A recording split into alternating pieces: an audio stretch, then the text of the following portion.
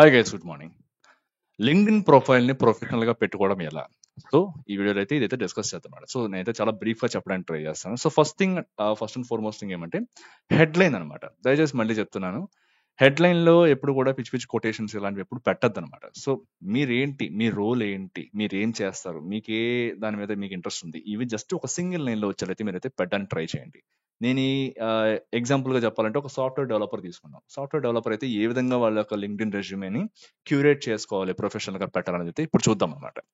So first thing వచ్చేసి headline అనుకున్నాం కదా. సో మీరు ఒక ఫుల్ స్టాక్ డెవలపర్ అనుకోండి. సో ఫుల్ స్టాక్ డెవలపర్, లేకపోతే సాఫ్ట్వేర్ డెవలపర్, లేకపోతే Java developer, Python developer, Java script developer, ఈ విధంగా మీరైతే జస్ట్ హెడ్లైన్ లో మాత్రం అదొక్కటే పెట్టండి అనమాట. లేకపోతే కొంతమంది డిజైనర్స్ ఉంటారు, యూఎక్స్ డిజైనర్, యూఐ డిజైనర్ అని చెప్తుంటారు అనమాట. ఎప్పుడు గుర్తుపెట్టుకుని ఓన్లీ యూఎక్స్ డిజైనింగ్ మాత్రమే ఉంటుంది అన్నమాట ఎప్పుడు కూడా. లేకపోతే గ్రాఫిక్ డిజైనింగ్ ఉంటుంది, లేకపోతే యూఎక్స్ ఆర్ యూఐ డిజైనింగ్ అని చెప్పి చాలా మంది పెడుతుంటారు. అది తప్పు అనమాట ఎప్పుడు కూడా. సో యూఎక్స్ డిజైనర్ అని చెప్పేసి పెట్టడానికి అయితే ట్రై చేయండి అన్నమాట. సో ఒక సింగిల్ లైన్ లో హెడ్లైన్ అనేది ఒక సింగిల్ లైన్ లో ఉండేలాగైతే మీరైతే పెట్టండి. సో ఇది హెడ్లైన్ సెక్షన్. సెకండ్ వచ్చేసి ప్రొఫైల్ పిక్చర్ అన్నమాట. ప్రొఫైల్ పిక్చర్ ఎప్పుడు కూడా చాలా ప్రొఫెషనల్ గా అట్లీస్ట్ ఒక్క ఫోటో అయితే తీసుకోండి అనమాట. ప్రొఫెషనల్ గా ఒక మీ దగ్గర సూట్ ఉంటే సూట్ వేసుకుని ఒక ఫోటో అయితే తీసుకోండి, లేకపోతే ఒక మంచి ఫార్మల్ షర్ట్ వేసుకుని ఒక ఫోటో అయితే తీసుకోండి అనమాట. కళ్ళజోడు పెట్టుకుని ఇట్లాంటి స్టైల్ గా ఎలా జుట్టు ఇలా పైకి దూకుని ఇలాంటి ఫోటోస్ అయితే పెట్టద్దు. సో మాక్సిమం చాలా ప్రొఫెషనల్ గా ఉండేలాగా ఒక మంచి ఫోటోగ్రాఫర్ దగ్గరికి వెళ్ళి ఒక మంచి ఫోటో అయితే తీయించుకోండి, ఒక స్టూడియోకి వెళ్ళి ఒక మంచి ఫోటో తీయించుకొని దాని అయితే పెట్టండి అనమాట. సో ఎవరికైతే చూడగానే చాలా మంచి ఇంప్రెషన్ అయితే రావాలన్నమాట. సో ఎందుకంటే లింక్డ్ఇన్ అనేది వేరే ఏదో ఇన్స్టాగ్రామ్ లేకపోతే వేరే అప్లికేషన్స్ లో ఏదో టైం పాస్ చేసే అప్లికేషన్ కాదు కదా. సో మనైతే మంచి ప్రొఫెషనల్ గా ఉండడానికి అయితే ట్రై చేయాలి. సో ఒక మంచి ప్రొఫెషనల్ గా ఉండే ఫోటోని అయితే పెట్టడానికి అయితే ట్రై చేయండి. నెక్స్ట్ వచ్చేసి మన బ్యాక్గ్రౌండ్ సమరీ. ఈ బ్యాక్గ్రౌండ్ సమరీ సెక్షన్ లో ఏ పాయింట్స్ అయితే మెన్షన్ చేయాలో ఇప్పుడైతే క్లియర్ గా చూద్దాం. ఫస్ట్ థింగ్ వచ్చేసి మీరు ఒక క్యాప్టివేటింగ్ ఓపెనింగ్ సెంటెన్స్ అయితే పెట్టడానికి ట్రై చేయండి. సో మీరు ఏంటి, మీరు ఏం చేస్తారు, మీరు ఎటువంటి వాల్యూ ప్రొవైడ్ చేస్తారు, లేకపోతే మీకు ఎటువంటి దాని మీద ఇంట్రెస్ట్ ఉంది, ఇవన్నీ కూడా ఫస్ట్ సెంటెన్స్ లో రాయడానికి ట్రై చేయండి. నెక్స్ట్ వచ్చేసి మీ యొక్క కోర్ స్కిల్స్ ని హైలైట్ చేయండి అనమాట.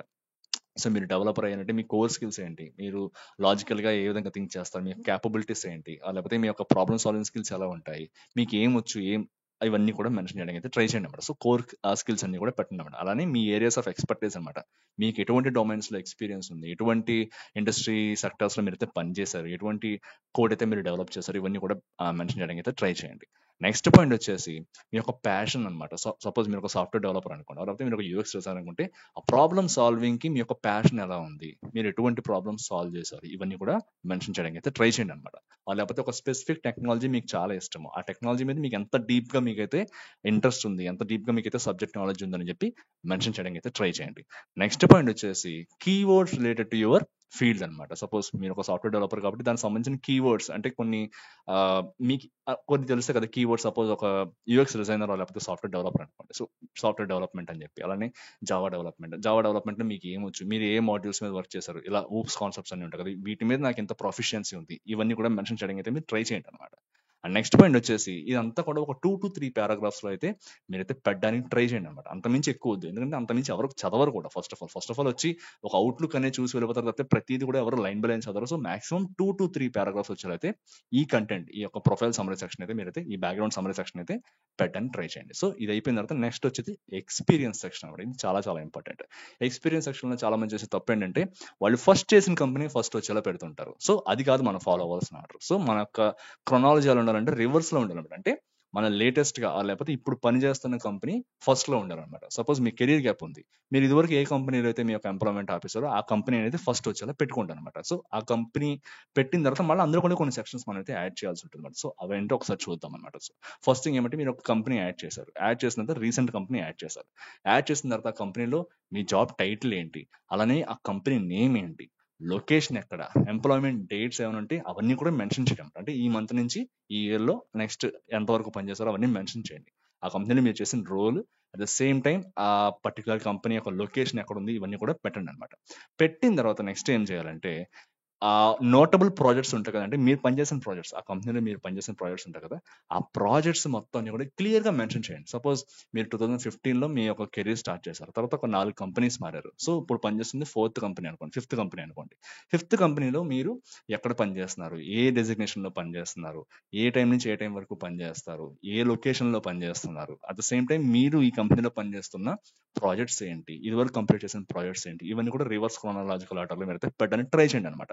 అట్ ద సేమ్ టైం మీరు ఏం చేస్తారంటే క్వాంటిఫై యువర్ అకాంప్లిష్మెంట్స్ అనమాట. మీరు జస్ట్ ఒక ప్రాజెక్ట్ డీటెయిల్స్ పెట్టడమే కాకుండా మీరు ఆ ప్రాజెక్ట్ లో పనిచేయడం ద్వారా ఆ ప్రాజెక్ట్‌కి ఎంత ఇంపాక్ట్ కలిగింది? ఎంత పాజిటివ్‌గా మీరైతే ఇంపాక్ట్ చేయగలిగారు? అక్కడున్న వర్క్‌ని, అక్కడున్న ఎన్వైర్న్‌మెంట్‌ని మీరు ఎంత పాజిటివ్‌గా ఇంపాక్ట్ చేశారనేదైతే మీరైతే పెట్టడానికి ట్రై చేయండన్నమాట. సో, ఫర్ ఎగ్జాంపుల్ చెప్పాలంటే I led a team that reduces system down time by 30% ఇట్లాంటివన్నమాట. సో, మీరు ఏం చేస్తారు? దాన్ని ఒక క్వాంటిఫైయబుల్‌గా మీరైతే మెన్షన్ చేయాలన్నమాట. ఒక నంబర్‌లో అయితే మీరు మెన్షన్ చేయాలన్నమాట. ఇంత ఎఫర్ట్ సేవ్ చేశాననో, లేకపోతే ఇంత టైమ్ సేవ్ చేశాననో, లేకపోతే సపోజ్ ఏదైనా ఒక ఇష్యూ ఉంది. ఆ ఇష్యూ వల్ల ఏమంటే బిజినెస్ అనలిస్ట్ టీమ్‌కి చాలా అయితే టైం అనేది వేస్ట్ అవుతుంది. సో, నేను ఒక టూల్ డెవలప్ చేయడం మీద అయితే వర్క్ చేశాను. ఆ టూల్ యూజ్ చేసి వాళ్ళైతే చాలా ప్రాసెస్‌లన్నీ కూడా ఆటోమేట్ చేశారు. దీనివల్ల ఇంత టైం అయితే వేస్ట్ అవ్వకుండా కలిసొచ్చింది. సో, ఇటువంటి వాటిని కొద్దిగా హైలైట్ చేస్తూ మెన్షన్ చేయడానికి అయితే ట్రై చేయండన్నమాట. సో, మీ యొక్క ప్రాజెక్ట్ డిస్క్రిప్షన్ ఈ విధంగా ఉండాలి ఎప్పుడు కూడా. ప్రాజెక్ట్ డిస్క్రిప్షన్ జస్ట్ ఒక 1 లైన్ రాసి, ఆ ప్రాజెక్ట్‌ని మీరు ఏం చేశారు? మీ యొక్క ఇంపాక్ట్ ఏంటన్నది ఎక్కువ ఎంఫసైజ్ చేయడానికి అయితే ట్రై చేయండన్నమాట. సో, ఈ విధంగా మీ యొక్క ఎక్స్‌పీరియన్స్ సెక్షన్ అయితే పెట్టుకోండి. నెక్స్ట్ వచ్చేసి మీ యొక్క ఎడ్యుకేషన్ సెక్షన్ అన్నమాట. సో, ఎడ్యుకేషన్ సెక్షన్‌లో మీ బ్యాక్‌గ్రౌండ్ ఏంటి? మీ ఎడ్యుకేషనల్ బ్యాక్‌గ్రౌండ్ ఏంటి? ఎక్కడ చదువుకున్నారు? ఏ యొక్క డిగ్రీ మీద మీరైతే కంప్లీట్ చేశారు? ఏ ఇయర్‌లో కంప్లీట్ చేశారు? మీకేమైనా సర్టిఫికేషన్స్ ఏమైనా చేశారా? ఇంటర్న్‌షిప్స్ ఏమైనా చేశారా? లేకపోతే మధ్యలో ఏమన్నా వేరే చోటకి వెళ్లి చేస్తుంటాం కదా! మనము వర్క్‌షాప్స్ ఏమైనా అటెండ్ అయ్యామా? ఇవన్నీ కూడా ఎడ్యుకేషన్ సెక్షన్‌లో మెన్షన్ చేయడానికి అయితే ట్రై చేయండన్నమాట. సో, ఇది కూడా మళ్ళీ రివర్స్ క్రోనాలజికల్ ఆర్డర్‌లోనే పెట్టడానికి ట్రై చేయండి. సో, ఫస్ట్ వచ్చేసి మీ యొక్క బీటెక్ గ్రాడ్యుయేషన్ చేస్తే బీటెక్. దాని తర్వాత మీకు ఇంటర్మీడియేట్. తర్వాత మీ యొక్క 10థ్ క్లాస్ ఇవన్నీ కూడా పెట్టడానికి అయితే ట్రై చేయండన్నమాట. నెక్స్ట్ వచ్చేసి మీ యొక్క స్కిల్స్ ఇందాక చెప్పుకున్నాం కదా! సో, మనకి ఏ స్కిల్స్ రిలవెంట్‌గా మనకొచ్చు. సపోజ్ మీరు ఒక సాఫ్ట్‌వేర్ డెవలపర్ అనుకుంటే మీకు ఎన్ని స్కిల్స్ అయితే రిలవెంట్‌గా ఉన్నాయో అవన్నీ కూడా మీరేం చేస్తారంటే కేటగరీస్‌గా డివైడ్ చేయండి అన్నమాట. అంటే మీకు టూల్స్ లేకపోతే టెక్నాలజీస్ ఇవన్నీ కూడా కేటగరీస్ కింద పెట్టుకొని టూల్స్‌లో మీరు ఏ టూల్స్ మీద వర్కౌట్ చేశారు. టెక్నాలజీస్ మీద మీకు ఏ టెక్నాలజీస్ వచ్చు. లేకపోతే మీరు అప్‌కమింగ్ నేర్చుకుంటున్న టెక్నాలజీస్ ఏంటి. ఇవన్నీ కూడా కేటగరీస్ కింద డివైడ్ చేసి అయితే మీరైతే పెట్టడానికి ట్రై చేయండి అన్నమాట. సో, ఈ విధంగా కేటగరీస్‌గా డివైడ్ చేయండి. నెక్స్ట్ వచ్చేసి రికమెండేషన్ సెక్షన్ అన్నమాట. ఇది చాలా చాలా ఇంపార్టెంట్. ఇప్పుడు కూడా చాలా మంది స్కిప్ చేస్తుంటారు దీన్ని. సో, మీరు ప్రీవియస్‌గా పనిచేస్తున్న కంపెనీస్‌లో కనుక మీకు ఏమైనా రికమెండేషన్స్ ఎవరైనా ఇచ్చారంటే, సపోజ్ మీ వర్క్ నచ్చి వాళ్ళు ఖచ్చితంగా మిమ్మల్ని అయితే ఎవరైనా అప్రిషియేషన్ ఏమైనా పంపించారంటే వాటిని కూడా రికమెండేషన్ సెక్షన్‌లో అయితే మెన్షన్ చేయడానికి అయితే ట్రై చేయండి అన్నమాట. సపోజ్ మీకు కెరియర్ గ్యాప్ ఉంది. మిమ్మల్ని ఎవరైనా నమ్మాలనుకుంటే మీరు ఏం చేస్తారంటే ప్రీవియస్‌గా మీరు ఎవరైతే పనిచేస్తారో ఆ కంపెనీలో ఉన్న కొలీగ్స్‌ని లేకపోతే మేనేజర్స్‌ని వాళ్ళని కాంటాక్ట్ అయ్యి వాళ్ళ చేత ఒక రికమెండేషన్ లాంటిది పెట్టించండి అనమాట. సో, ఈ పర్టికులర్ క్యాండిడేట్ చాలా బాగా వర్క్ చేస్తారు. సంథింగ్ మీరు చేసిన అచీవ్‌మెంట్స్ అన్ని మెన్షన్ చేసి ఒక రికమెండేషన్ లెటర్‌లో ఏదైనా ఒకటి జనరేట్ చేయించి దాన్నైతే ఈ రికమెండేషన్ సెక్షన్‌లో పెట్టడానికి అయితే ట్రై చేయండి అన్నమాట. సో, ఈ విధంగా ఇదైతే మీకు చాలా యూజ్‌ఫుల్ అవుతుందన్నమాట. So, at the same time వీటిని వాళ్ళు ఏమంటే అప్రూవ్ చేస్తారు కొంతమంది అనమాట. సో, అంటే మీతో వర్క్ చేసాం మేము అని చెప్పి ఒక జెన్యూన్‌గా అయితే ఉంటుందన్నమాట. ఇలాంటి సెక్షన్స్‌లో కనుక మీరు ఈ లెటర్స్ అన్ని పెట్టారంటే కొద్దిగా జెన్యూన్‌గా ఉంటుందన్నమాట. సో, మీకు కనుక కెరియర్ గ్యాప్ ఉందంటే ఈ సెక్షన్ చాలా చాలా చాలా మీకైతే యూజ్ అవుతుందన్నమాట. సో, నెక్స్ట్ వచ్చేసి మనం చెప్పుకున్నాం కదా! మిగతావన్నీ కూడా ఇంకా ఇవన్నీ పెట్టేసాం. పెట్టేసిన తర్వాత చివర్లో కావాలనుకుంటే మీకేమైనా ఎక్స్‌ట్రా కరిక్యులర్ యాక్టివిటీస్ గాని, లేకపోతే మీకేమైనా హాబీస్, లేకపోతే మీకేమైనా ఇంట్రెస్ట్ ఏమైనా ఉన్నాయంటే చివరి సెక్షన్‌లో అయితే మీరైతే పెట్టడానికి ట్రై చేయండన్నమాట. సో, మధ్యలో ఎక్కడ కూడా వీటినైతే ఇరికించొద్దు. మొత్తం మీరు ప్రొఫెషనల్‌గా అన్నీ కవర్ చేసేసాం ఇంకేం లేదనుకున్నప్పుడు మాత్రమే కిందకొచ్చి ఈ విధంగా మీరైతే మెన్షన్ చేయండన్నమాట. మీ యొక్క ఎక్స్‌ట్రా కరిక్యులర్ యాక్టివిటీస్ కానీ, మీ హాబీస్ కానీ ఇవన్నీ కూడా పెట్టండన్నమాట. సో, ఈ విధంగా మీ యొక్క లింక్డ్ఇన్ ప్రొఫైల్ అనేది మీరు చాలా ప్రొఫెషనల్‌గా పెట్టడానికి అయితే ట్రై చేయండన్నమాట. సో, ఈ విధంగా మీరు క్యూరేట్ చేసుకోవచ్చు మీ ప్రొఫైల్ సెక్షన్‌ని లింక్డ్ఇన్‌లో. సో, ఎప్పుడైతే ఎవరైతే మీ యొక్క రెజ్యూమ్‌లో ఉన్న అట్ ద సేమ్ టైమ్ చెప్పాం కదా! మీ రెజ్యూమ్‌లో మీ యొక్క లింక్డ్ఇన్ యూఆర్ఎల్ పెట్టినప్పుడు అది క్లిక్కబుల్‌గా ఉండేదైతే మీరైతే చేయండన్నమాట. సో, వాళ్ళు క్లిక్ చేసిన తర్వాత డైరెక్ట్‌గా మీరు లింక్డ్ఇన్ ప్రొఫైల్‌కి వచ్చి చూసినప్పుడు ఇవన్నీ కూడా ఒక ప్రొఫెషనల్‌గా కనబడితే వాళ్ళకి ఒక మంచి ఇంప్రెషన్ అనేది కలుగుతుంది. కన్వర్షన్ అనేది జరుగుతుందన్నమాట అక్కడ. కన్వర్షన్ అంటే ఐ మీన్ వాళ్ళు మీకైతే కాల్ చేయడానికి ఎక్కువ ఛాన్స్ ఉంటుంది. ఓకే. ఇదైతే చాలా ప్రొఫెషనల్‌గా పెట్టుకున్నాడు. చాలా జెన్యూన్‌గా ఉంది క్యాండిడేట్ యొక్క ప్రొఫైల్ అని చెప్పి వాళ్ళైతే ఫోన్ చేయడానికి ఎక్కువ ఛాన్సెస్ అయితే ఉంటాయన్నమాట మిమ్మల్ని కాంటాక్ట్ అవ్వడానికి. సో, ఈ టిప్స్ అయితే ఫాలో అవ్వండి లింక్డ్ఇన్ ప్రొఫైల్ క్యూరేట్ చేసుకునేటప్పుడు. సో, ఇది కనుక మీకు నచ్చిందంటే please subscribe to this channel. Thank you very much. By.